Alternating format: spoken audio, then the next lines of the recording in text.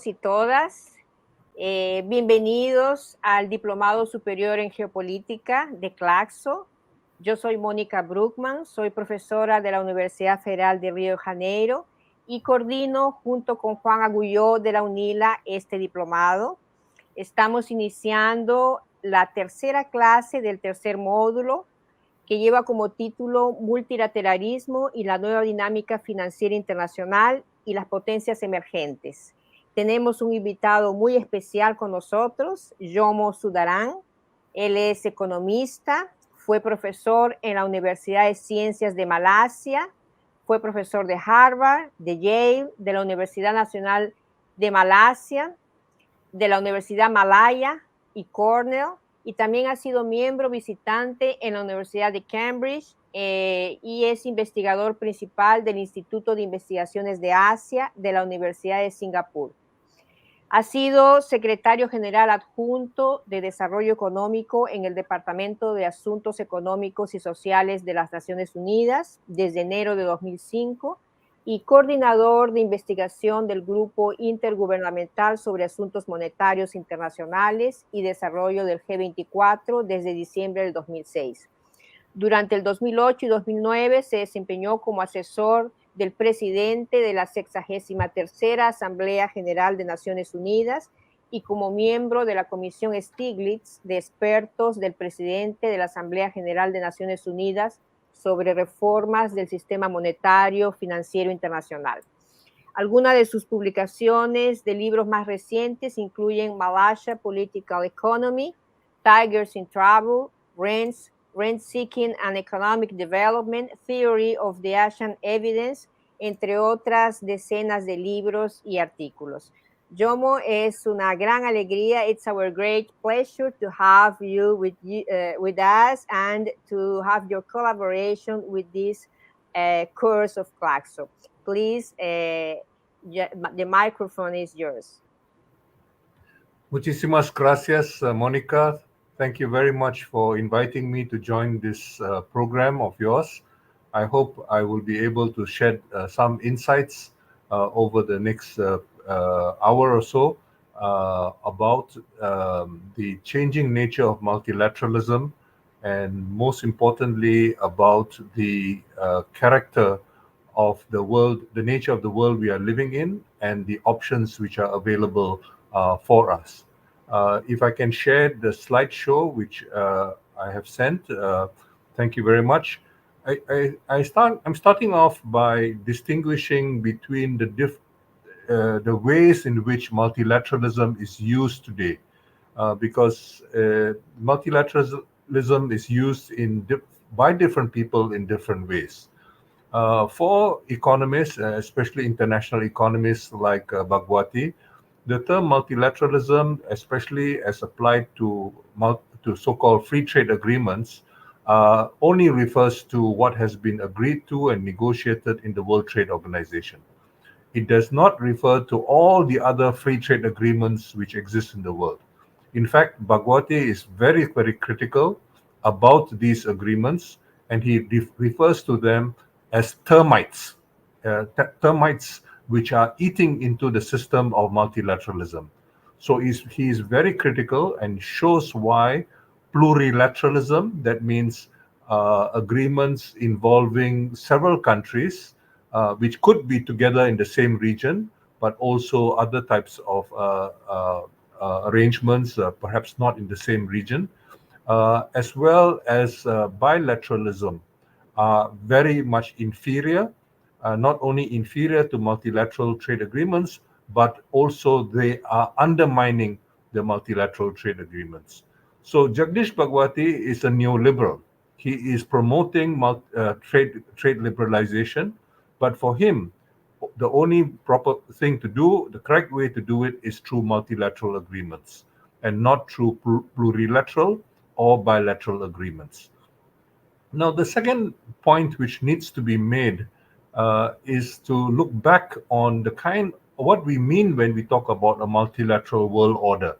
And your whole course is, of course, dealing with these kinds of issues, and I don't want to say too much about this, but I think it is very important for us to recognize that after World War II, and especially since the 1960s, we are referring to a situation where the multilateral community, the vast majority are developing countries. So they are essentially post colonial. I want to emphasize that it's not post imperial, but only post colonial, in the sense that there is no formal ownership or control of these economies. And even that is a very qualified point which needs to be made. For example, if you look at the international monetary arrangements which exist in francophone countries in West and Central Africa, they are essentially colonial, if not post-colonial.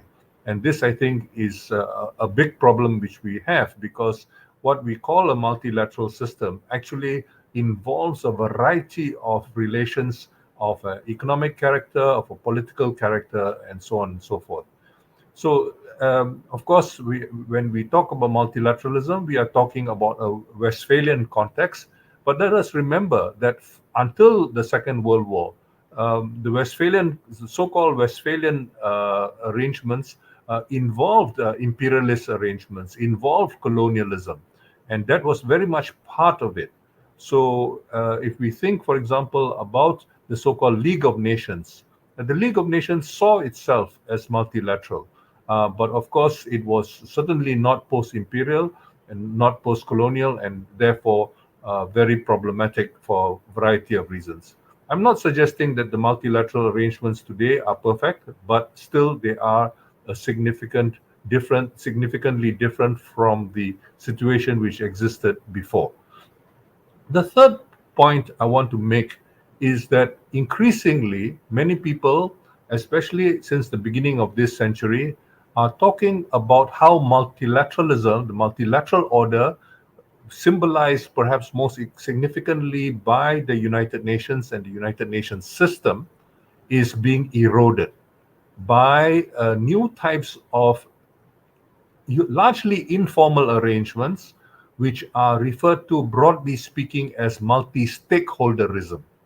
Multi-stakeholderism really is dominated by corporate interests, but they often speak on behalf of societies, of civil societies. After all, when we think about the origin of the term civil society, the origins of the term civil society included and tried to represent the emergence of the business community of what we call the bourgeoisie. So, what we have seen in the last 2 decades, especially, partly because the Washington Consensus has been so badly discredited, not only in Latin America and the Caribbean, but also in Africa. So, nobody takes the Washington Consensus seriously, except when they have to pretend to be good boys of Washington in order to get financial and other favors from the Washington-based international financial institutions. So it's very important to recognize that the original Washington Consensus and even the so-called revised versions of it during the 1990s, for example, have become very badly discredited and are recognized as such. Of course, you still find the occasional person who still tries to defend the original Washington Consensus, but they are in a minority even in Washington, D.C. Now, what we have instead is the pretense of a new consensus which they would like to call the Davos Consensus. Sometimes it goes by other names, but the Davos Consensus pretends that every year at this meeting of billionaires, that civil society is supposedly represented through special invitations to selected representatives of civil society. And this, I would argue, is really amounts to a diktat, but presented as a form of form of consensus. And it's very important for us to recognize that this is a major challenge to the multilateral system, especially to the UN system. And now we have a situation where people talk about the multilateral system when it suits them. When they cannot get what they want from the multilateral system, they resort to other arrangements. For example, the NATO consensus, and so on and so forth, which has been very influential over the last 3 decades. And likewise, we find other types of supposed consensus. The war against Yemen, for example, involved a coalition of about 40 countries led by Saudi Arabia and the United Arab Emirates. So if we can move to the next slide, please. Um, the following slides, I'm going to try to show you very, very quickly that what we call geoeconomics, the geography of the world has changed very significantly. The economic geography of the world has changed very significantly, and the inequalities which exist have grown very significantly. So if you look at this graph, for instance, you will see that inequality was growing slightly from about 1,000 years ago, but relatively slowly. It began to increase about 500 years ago when you think about Vasco da Gama, when you think about Magallanes and some of the other so-called explorers, particularly from Iberia. There was a period of what we know as the conquest, the conquistadors, and which led to a particular type of colonialism. But many people would argue that that was a colonialism which was pre-capitalist in character. But about 2 centuries ago, there was, of course, the very important new development called the Industrial Revolution. And the Industrial Revolution made possible significant increases in productivity. And these significant increases in productivity were largely happening in the most developed capitalist countries. And these often became the industrial countries.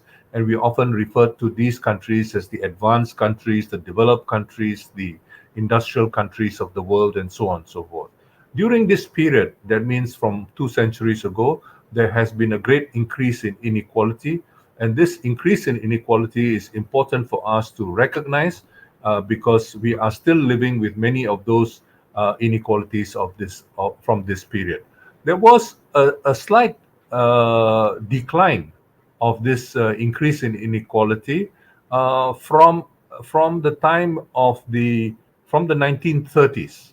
And from the 1930s, you have, of course, the reforms of the Roosevelt period, but more importantly, the reforms which were necessary to fight World War II was such that this reduced some of the inequalities, and especially after World War II, for a period which some people refer to as the so-called Golden Age, you had a period where inequality declined. In the West, in the rich countries, welfare states developed. In other countries, you have so-called left populist governments, which introduced some very important reforms. And in some places, of course, there were also very important land reforms, which significantly reduce inequality. So you have this happening somewhere between 1940 and 1970. This period, of course, came to an end slightly over half a century ago when President Richard Nixon withdrew the United States from the Bretton Woods system, and that ended that Bretton Woods system. Let us look at some of the other trends during this period in the following slides. We'll go over them very quickly because I'm just trying to make some general points and to give you a sense of what is happening. La próxima, por favor. See, here you see great divergence between the Western countries and the Western offshoots. By the Western offshoots, of course, I'm referring to countries such as the United States, Canada, Australia, New Zealand, and so on. So you can see that the great divergence basically grows, especially with the Industrial Revolution, and continues to grow for much of the period thereafter. La próxima, por favor. Here you see again the same point I was trying to make earlier, that you have a significant increase in inequality over the last 2 centuries from around 1820 onwards, after the end of the Napoleonic Wars and so on. La próxima, por favor. Now, this was prepared at the University of Guernica by Bob Sutcliffe. And it's a very interesting attempt to have a three-dimensional presentation of inequality. So if you look at the axis closest to you on the left, it is the richer classes on the left and the poorer classes on the right.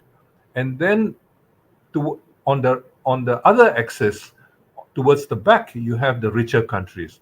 So the richer classes of the rich countries are in that skyscraper in the far corner, furthest from the viewer, and the poorest classes in the poorer countries are right at that corner, right in front of you.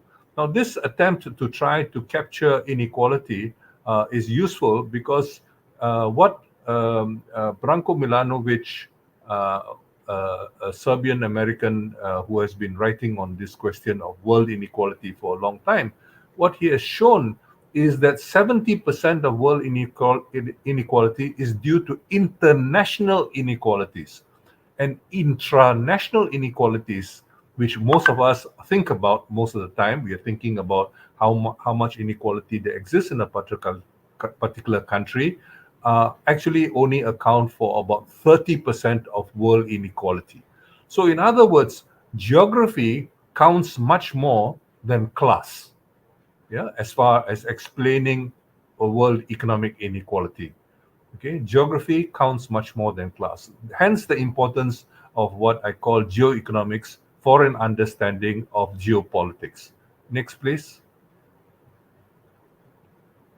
So we have here a reminder of the different effects of the Washington Consensus on Latin America, and I would add sub-Saharan Africa, although there are some important differences between Latin America and sub-Saharan Africa on the one hand, and East Asia. So many of the things which East Asia achieved during the 1980s and the 1990s were achieved precisely because we were not forced to follow the Washington Consensus, unlike much of Latin America and much of sub-Saharan Africa. Many things happened during this period, but I'm highlighting a few here. There was a reversal of the process of industrialization, processes of structural change. Growth came down tremendously because of the high interest rates which Paul Volcker introduced. We also saw the liberalization of internal economic governance as well as international trade, and I would also add international finance. Then you also have the end of industrial policy and the end of the emphasis on the previous emphasis on food security, and this of course has become very important recently. Yet another issue, of course, is that productive investments were not given so much attention except for foreign direct investments. Instead, much more emphasis was placed on flows of capital, on financial flows. And this, I would argue, has not contributed to the economic growth in many countries which have been looking to financial flows rather than direct investments for advancing their economies. And of course, as we know, there was very little progress in terms of reducing poverty, and inequality was justified as necessary. And what we see now, of course, is a very, very different situation in the world today compared to before. Next, please. Now, I think a very important elements in all this are what is the relationship between trade and development. Developing countries all over the world were told that in order to develop, you needed to have free trade. But in fact, even as early as the middle of the 19th century, it was already shown at that time that free trade was never equal. It did not benefit every party equally. That what David Ricardo was preaching was basically abused, and comparative advantage is largely a myth. Even more recently, the late Paul Samuelson, who was a guru of the mainstream economics in America, he was probably the most important guru besides Milton Friedman during the second half of the 20th century. Even Samuelson recognized that when you have free trade, there will be winners and there will be losers, and whether or not you have a desirable outcome depends on whether the winners compensate the losers. And he managed to do that when he was advisor to President Kennedy, and that began the so-called Kennedy round of trade negotiations. Now, we have to remember that when the institutions were being created at the end of the Second World War, first in Bretton Woods in 1944, and then with the creation of the UN system in the second half of 1955, you saw a variety of developments which were taking place.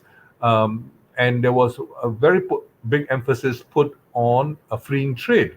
And it was suggested that international trade organization be created. There was a meeting at Havana, and the so-called Havana Charter came up, but it was vetoed basically by the US Congress. And so the International Trade Organization did not come into existence. And as a compromise, you had the General Agreement on Tariffs and Trade, also known as GATT. Developing countries were very, very unhappy with this state of affairs. And in 1964, within the UN system, they fought very hard for creating what is called UNCTAD, United Nations Conference on Trade and Development, which is currently led by Rebecca Greenspan from Costa Rica. So what we see is that that in the middle of the 1990s, there was some very tough negotiations which began in Punta del Este in Uruguay, and this led to a very poor outcome, in my view, and the creation of the World Trade Organization in 1995. But more dangerously, a number of appendices were added to the founding documents of the World Trade Organization. Most importantly, in the current period, I think it is important to look at something called trade-related intellectual property rights, or TRIPS. And this is part of the reason why it has been so difficult to deal with the COVID-19 pandemic, because the costs of dealing with that have been raised artificially by intellectual property rights. So it's very important for us to recognize that when we talk about liberalization, very often people are talking about trade liberalization in particular. But not only has it undermined the industrialization which began in many countries in Latin America before the 1980s, but also it has undermined the efforts by many governments to try to enhance food security. The new view which prevailed is that countries, especially developing countries, should just produce cash crops, sell as much as they can, and then with the income, they could import their food requirements. And this, of course, has meant that now the single largest food exporter in the world is the United States. And this, of course, is a very ironic situation where the United States and, ironically, on the other side, Russia and Ukraine have become very important food commodity exporters, which has very ominous implications right now because of what is happening in the world. Then you also have the double standards in international trade, as well as the deindustrialization, which I referred to earlier. I won't get into that right now, but so that we can move on. Next, please. So the trade liberalization effects, as Hans Singer and Raoul Prebisch showed more than 70 years ago, the international terms of trade are against developing countries, mainly because of primary commodities having very poor terms of trade compared to manufactured goods. The UN system, particularly Singer and Prebisch, pointed this out in 1949, but of course very little has been done about that. Another very important economist from the Caribbean, Arthur Lewis, he pointed out that the terms of trade have also been bad for tropical agriculture compared to temperate agriculture. This is particularly ironic because, as you know, most developing countries are to be found in the tropical and subtropical zone. They are producing tropical goods, and especially now with global warming, they will be reliant more and more on tropical goods, whereas the terms of trade have been going against tropical goods, as Arthur Lewis showed from the 1980s until 1966, and more recently, Bilge Erten, a Turkish economist, woman economist, has also extended this data to show these trends, both the Prebisch-Singer argument as well as the Lewis argument are both relevant into the 21st century. And then the other phenomenon which a number of people, including Maria Angela Parra, who used to work from Colombia, who used to work at the United Nations, or still works at the United Nations, she has shown that the manufactured goods from the developing countries also face terms of trade for them have also not been very good. Now, many years ago, the guru of trade liberalization, I mentioned earlier, Jagdish Bhagwati, argued that there is a phenomenon that trade liberalization can lead to immiserizing growth. Economies are producing more, but because they are producing more efficiently, they actually get relatively less incomes. And this might be also due to intellectual property rights now. So you can produce much more, but you do not necessarily become better off. And this is a phenomenon which he pointed out about, let me see, it's about 60 years ago, and he described as immiserizing growth. Next, please. Now, this is just a chart which shows you the decline of the commodity prices, primary commodity prices. This is basically the Singer-Prebisch chart extended to the end of the 20th century. Next, please. And what Maria Angela Parra showed as far as the terms of trade from goods from manufactured goods from developing countries compared to manufactured goods from rich countries. Next, please. Okay, the other point I think which is important to make, because most of us, when we think about globalization, when we think about economic liberalization, we think about trade. We think about trade liberalization. But in fact, as some people at UNCTAD have pointed out, financial liberalization is far more important. And I would argue that that trade liberalization basically came to an end by the end of the 20th century. There is very little new trade liberalization which is going on in the world. In fact, many of the rich countries are the biggest obstacles to trade liberalization today. Instead, what we find is that financial liberalization continues. Developing countries have largely lost control of what is called the capital account, and as a result of this, we find that that there is a lot of flows of there are a lot of flows and very few restrictions on financial flows from countries to one country to another. So capital flows was supposed to go, according to some economists, mainstream economists, from the capital rich countries to the capital poor countries. But what in fact has been happening has been the converse. In fact, capital has flowed from the capital poor countries to the capital rich countries. And this, of course, has been a major problem.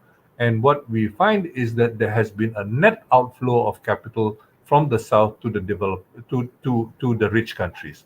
And of course, the rich country which has received the most capital from abroad has been the United States.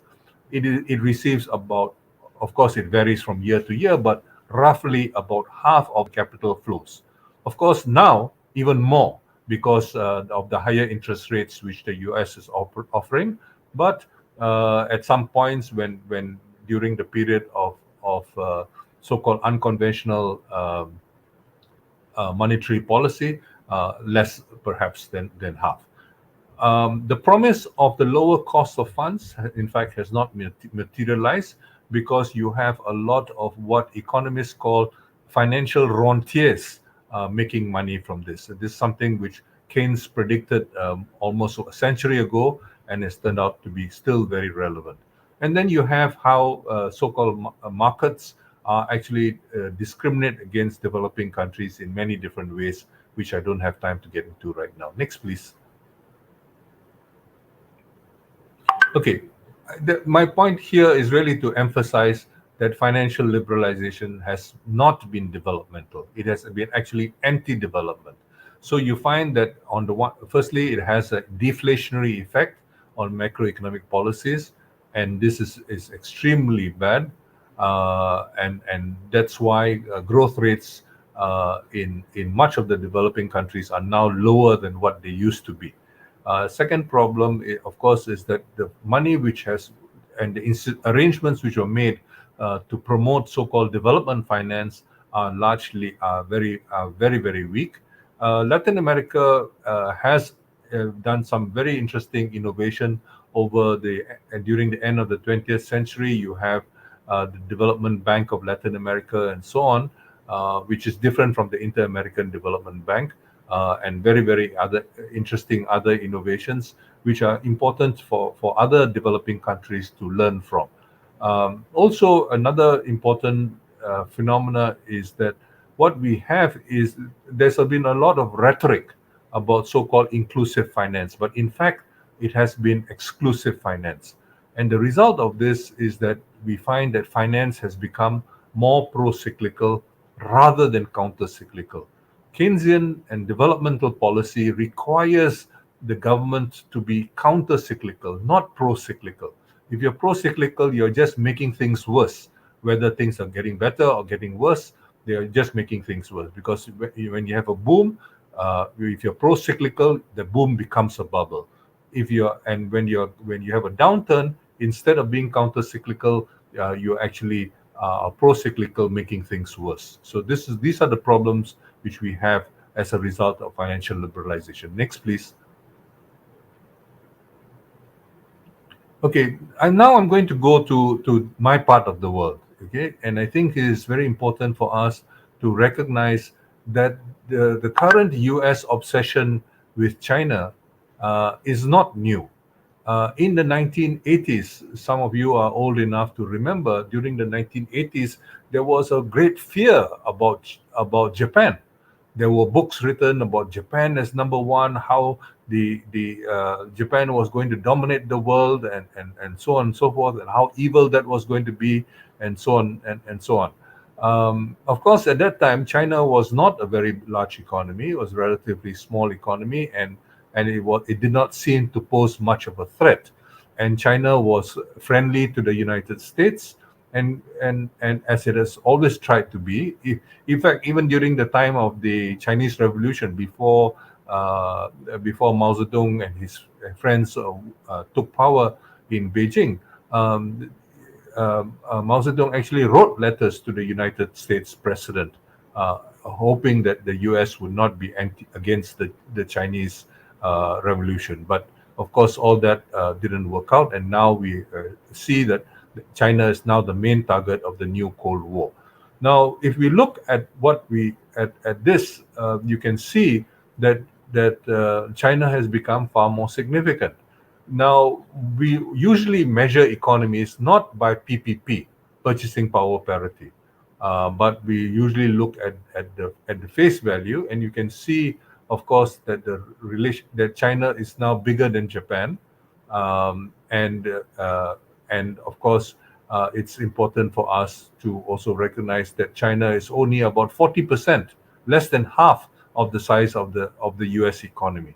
But once you look at PPP, purchasing power parity, of course, the numbers look very different.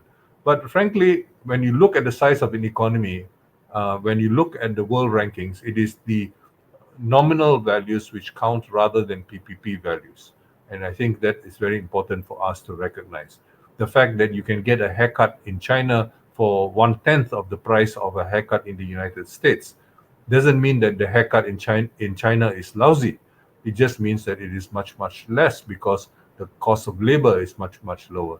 So I think we are often exaggerate the size of the Chinese economy, and in a way which is different from what happened with Japan before, because the living standards in Japan are significantly on a per capita basis, except for the land constraints. Generally speaking, I think most people would agree that Japanese have a fairly decent standard of living, which is shared among much of the population. Now, if you so undoubtedly, China has been growing very fast until about 5 or 6 years ago, even before the pandemic. But it is still, in fact, a much smaller economy than the US. But there's no doubt that it has been growing, and it looks as if it will continue to grow. Next, please. So you can see here, this is the more dramatic picture, that Chinese manufactured exports have grown tremendously. And they have grown tremendously fairly recently, only from the beginning of this century. And even then, only for about 15 years. Because by about 5 years ago, Chinese manufactured exports were being blocked in different ways, first by President Obama, and then by President Trump, and then now, of course, by President Biden. But most recently, since the time of President Trump, he managed to persuade Prime Minister Abe, who was recently assassinated, to also um, take actions against Chinese producers, Chinese exporters, and so there is now so Chinese growth rates have slowed greatly, not due to the normal operations, but due to deliberate political actions, particularly by the US, Japan, but I would also say many of its other allies. If you think about what is happening, for example, in countries like Australia and so on. Next, please. Okay, now we have an ironic situation where once upon a time it was the West which was championing globalization. Today, we have the ironic situation of Xi Jinping going to Davos and talking about the importance of globalization, defending globalization. So the West, which used to advocate globalization as long as it benefited them, is now not supporting globalization anymore. And particularly, of course, I'm referring to the United States. And this situation has reversed. So where do we in Southeast Asia fit into this picture? Next, please. Okay, sorry, I need to say a little bit more about how important globalization has been for US profitability. Okay, and you can see from this chart, which basically shows the earnings of corporations listed on the US stock market, how important that it, globalization has been measured by different ways. Okay, this is an OECD chart. I don't want to defend it, but it's one of many such indicators which give you this picture. Next, please. Okay, now China's role in foreign trade. As you can see, this just looks at the situation over less than 2 decades and the tremendous growth of foreign trade. Now, this is in a period when China, when the US in particular began acting against China. You might remember that around 2008, the US forced the renminbi to appreciate in value, hoping that the Chinese goods would become so expensive that nobody would want to import Chinese goods. It did have some effects on trade, but as you can see, Chinese exports continued to grow even thereafter. But let's face it, the high growth period has largely ended. The high growth period ended at the beginning of the last decade. Okay, if you look at the figure, the graphs for the year 2011, that was the peak. Okay, and this was after the global financial crisis. So even then, despite the recovery from the global financial crisis, there was no significant increase in Chinese trade. So, this is important for us to recognize that this is what has happened recently in terms of a Cold War with China is not something which is new, but has been growing over time. Next, please. Okay, now let me turn to the Southeast Asian region. As you can see here, the spillovers from China and the economy of China are very, very considerable for countries in the Southeast Asia. I'm from Malaysia, but the impact on Singapore is even bigger. The impact on Indonesia is significant, and the Philippines and Thailand as well. The least of all will be the impact on Korea, which is a relatively more self-contained economy, and Japan. So you can see that that as far as the first five economies are concerned, all in Southeast Asia, the impact is very, very considerable. So the impact is in many forms. We import many things from China, but we also produce and export many things to China. And this is very important, and is part of the reason why it is very unlikely that the countries in this part of the world will will get involved in a fight against China over Taiwan or whatever else the US and its allies try to introduce. Next, please. So when we look at Southeast Asia, this is my last slide. I just want to summarize by reminding you of a few things which relate Southeast Asia to Latin America. Okay, Southeast Asia, you think will have very little to do with Latin America, and in many ways it seems to be the case. But the world was divided into different spheres of influence, as you all know, by the Pope Alexander VI, the Borgia Pope, where he came up with the Tordesillas Treaty to divide Spanish territory from Portuguese territory. You have to remember that Spain had just finished, was just being unified around the time when Cristobal Colon arrived in the Americas. So it was not as if Spain was as strong then as we imagine it to be. Instead, Portugal, which had during the entire Muslim period in Spain, Portugal was not colonized by the Muslims, and the Muslims were very, very important, and in fact it was Enrique the Prince Enrique, Henry the Navigator in English, who was responsible for fighting wars against the Muslims in Morocco and so on and so forth. So this line, of course, was important. You all know how the line between Brazil and the rest of why Brazil is Portuguese speaking and the rest of Latin America is mainly Spanish speaking, was basically decided by shifting the Tordesillas line after the Portuguese, who were much stronger, objected to the original line, which just divided the Atlantic. Now, yes, last year was the 500th anniversary of what is often referred to as Magellan's circumnavigation. In fact, he completed it. The ships returned to Spain this year.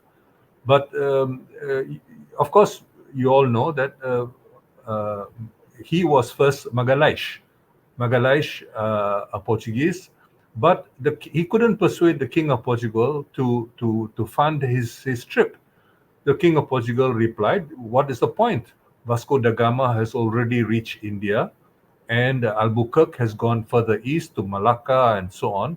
What do we need to go around the world for?" So Magalhães went over and became Magallanes in Spain, and in Spain he got the sponsorship of the King of Spain, and he set out on his journey, and he had 5 ships, and finally only one ship returned to Spain. But even though only one ship returned to Spain, and they say only 18 people returned to Spain out of more than 200, they made a huge profit. The king of Spain made a huge profit. And it's very interesting, a statement about the Times when they say only 18 people returned to Spain. In fact, it does not include all the slaves, because they collected slaves all over the place, especially in Southeast Asia. So this all this is of course not told in the history. This year they are celebrating Magallanes and Elcano, but nobody wants to talk about the underside, the underbelly, as Eduardo Galeano reminded us many years ago of imperialism. Anyway, Southeast Asia is actually a very recent geographical category. Nobody talked about Southeast Asia until less than a century ago. And even then, it was talked in different ways. The Westerners talked about it in particular ways. Everything east of India was considered to be the Far East, and so on and so forth. But for Japan, who are part of East Asia, they looked at the world differently. For them, Asia is only East Asia. They were not interested in India or points further west or Central Asia, because they were not a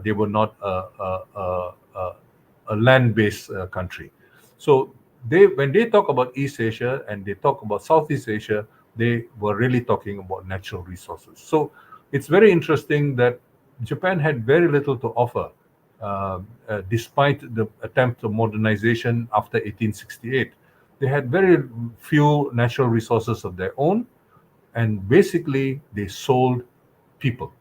Workers were sent all over the place, including to Brazil, including Peru, and of course North America, and so on. And they built many things, but that was labor, and women were abused.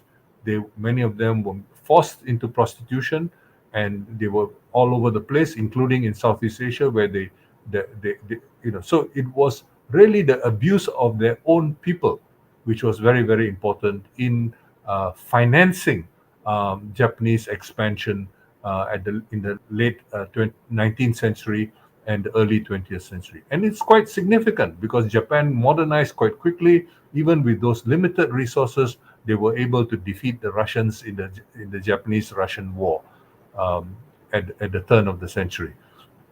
Now, after the Second World War, as we know, the Cold War began, and the Cold War the Americans created a number of institutions. NATO, everybody knows about. There were many other institutions. I just want to mention two because they involve Asia. One was CENTO, which was supposed to be Central Asian Trade Organization. So Turkey, for example, was a member of NATO as well as CENTO, but it soon died out. Yeah, because it was an attempt to bring in some of the Muslim countries. They were not interested, and it soon died out. Then there was another thing called the Southeast Asia Treaty Organization. And this is important partly because it's the first time anybody talks about Southeast Asia in official documentation. And Southeast Asia Treaty Organization, actually only two Southeast Asian countries were involved. The Philippines, a former American colony, and Thailand. Yeah. So of course we know that the American experience, particularly in Vietnam, was very, very defining. Okay, if you think about what happened to the French in Dien Bien Phu in 1954, and then of course in 1963 there was a big coup d'état against the president and his brother and his wife in Saigon, and that coup d'état was organized by the CIA.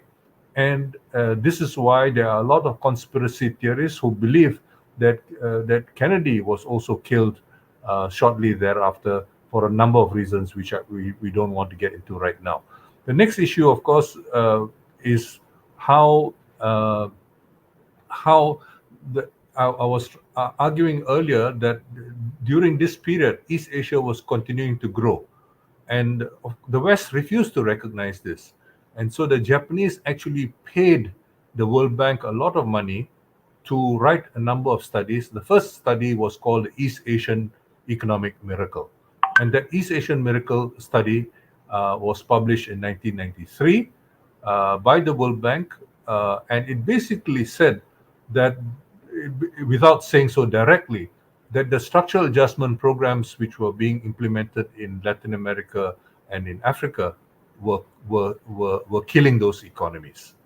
Okay, and that East Asia had continued to grow during the 80s and up to the early 90s precisely because they did not follow the Washington consensus. They don't use those words in in that document, but the message is very clear. They still try to save the official thinking in Washington, but the message is very clear. And so Asian countries, realizing that, not agreeing with the analysis offered by Washington, they came up with their own analysis, and they got together and they created something called ASEAN plus 3. So ASEAN is the 10 countries in the Southeast Asian Association of Southeast Asian Nations, and they worked together with Japan, China, and Korea.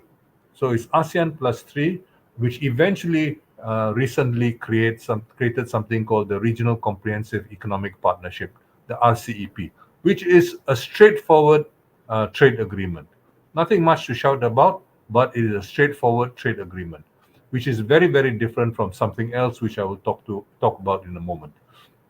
So what we find is that beginning from around 2008, that means the end of the of the end of the Yeltsin period, the beginning of Putin, and the attempts to force China to open up its economy more, and particularly to have further trade liberalization. All that succeeded during this period. That these attempts began during this period. Sorry, not all of them succeeded. And what we have, of course, is a very important situation which eventually, during Obama's second administration, he talked about a so-called pivot to Asia, which was basically launching the new Cold War. Okay, so of course it didn't become what it has become now, but the new Cold War was basically declared almost a decade ago. The latest issue involving Pelosi and Taiwan and all that is basically just an attempt to escalate it, just like after George Bush Sr. Promised Gorbachev that he would not move the NATO to the border of Russia. Basically, this was basically what was happening in recent years, and basically led to the situation as John Mearsheimer and other realist international relations people have been talking about. Now, the last point I want to make is actually an ironical point. So Obama pushed for something called the Trans-Pacific Partnership, and it was to involve Latin American countries, North American countries, as well as some East Asian countries. But most East Asian countries were not interested, except for Vietnam. And the main reason Vietnam was interested was because many of the agreements the Vietnamese have with the United States do not have all kinds of restrictions. You must produce the bones of this particular prisoner of war, and so on and so forth. So this is the kind of opening the relations which were developed during the 1980s and 1990s involving Vietnam. So Vietnam was very keen on the TPP because it would be the end of all those kinds of discrimination against Vietnam. But of course, as we know, Trump opposed it. Now, if we look at the official American studies, the Economic Research Service of the Department of Agriculture, as well as the International Trade Council, both of them found that the TPP would not be advantageous to the US. Okay, this is quite interesting. Okay, it won't be advantageous to the US as an economy. But let's remember who drafted the TPP. And Obama did something very, very different and dangerous. The negotiations were done not with the US government alone, but it involved more than 600 so-called advisors to the US government who are directly involved in drafting the details of the free trade agreement. Okay, so you find all kinds of chapters in the document which are pursuing very very specific American corporate interests. And then what happened was that because the studies show that US will still not benefit, US as a national economy will not benefit. Corporations might benefit, but those interests are not the same as the US interests. They withdrew from the TPP. Trump withdrew from the TPP. In fact, every serious candidate in the electoral campaign, including Hillary Clinton, who had been advocating for the TPP before, rejected the TPP during the campaign. But what happened was that now you have the momentum of a new Cold War.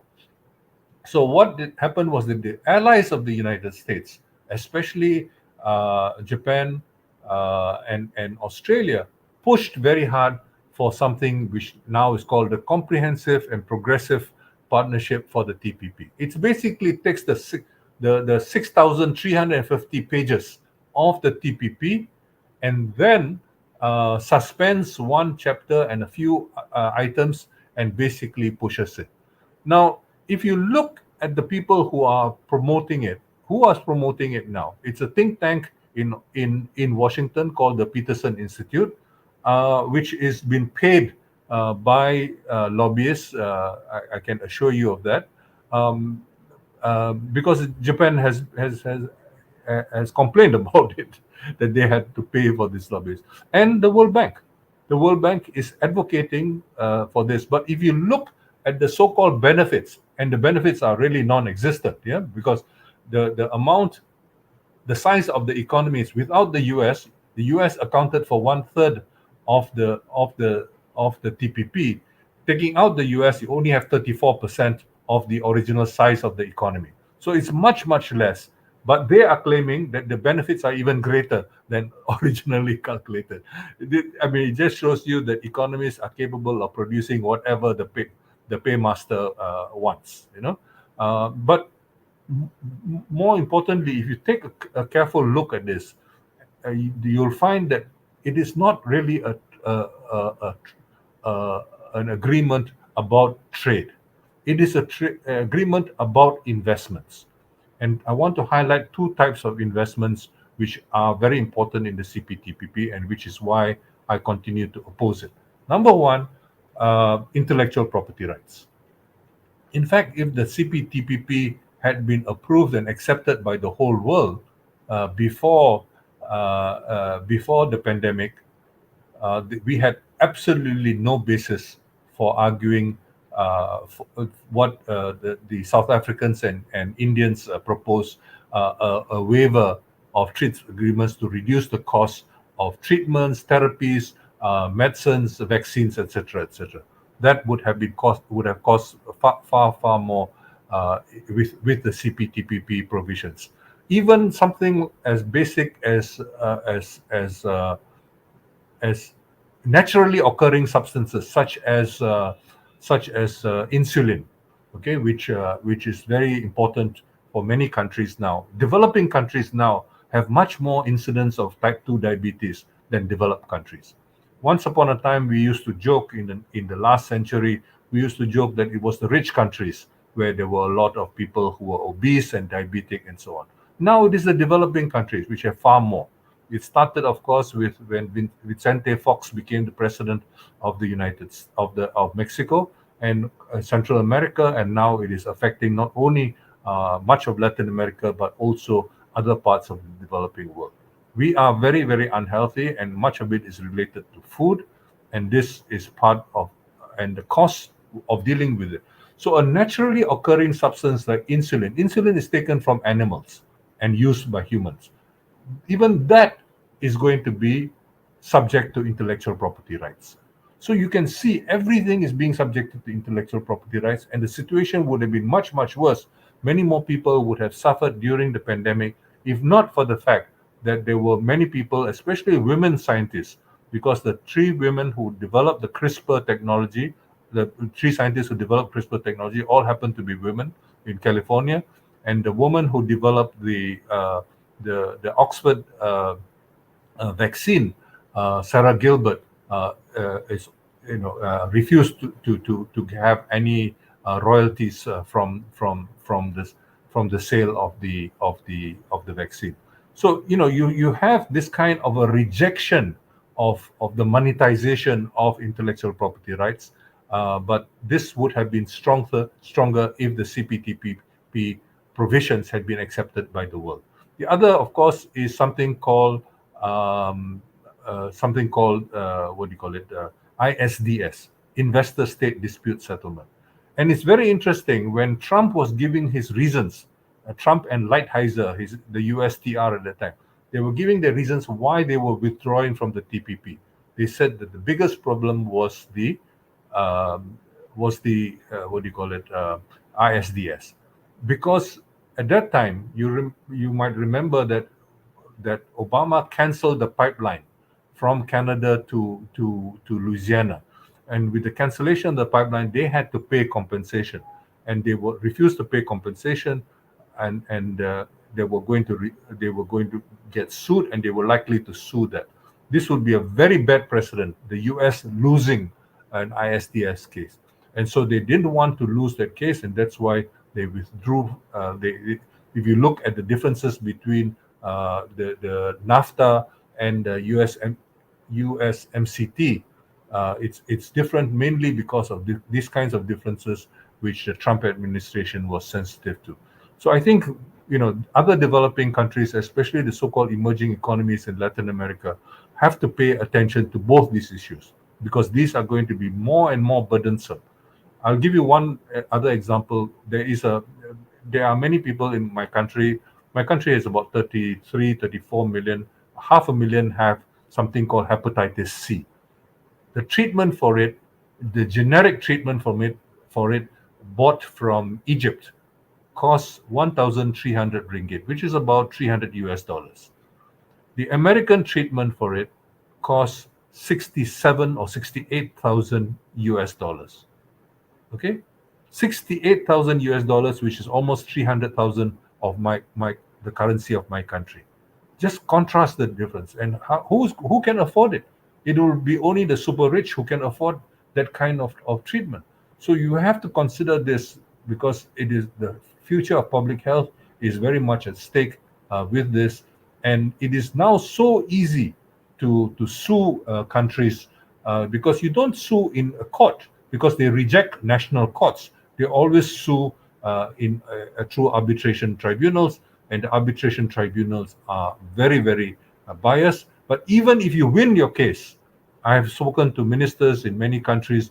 They have spent millions, tens of millions, sometimes hundreds of millions defending themselves. Even when they win the case, they never get their money back because they have already paid the lawyers. So it's a very, very dirty business, and we have to be very, very mindful of this.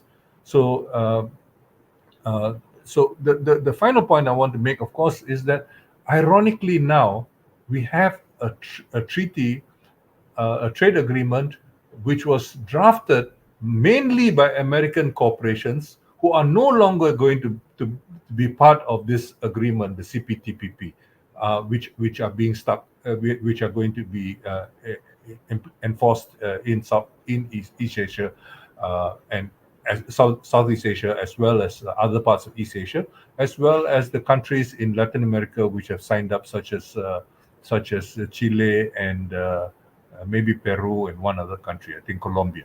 So I think we have to be very mindful. These are common problems which we all face going forward, and we have to think about these issues very seriously.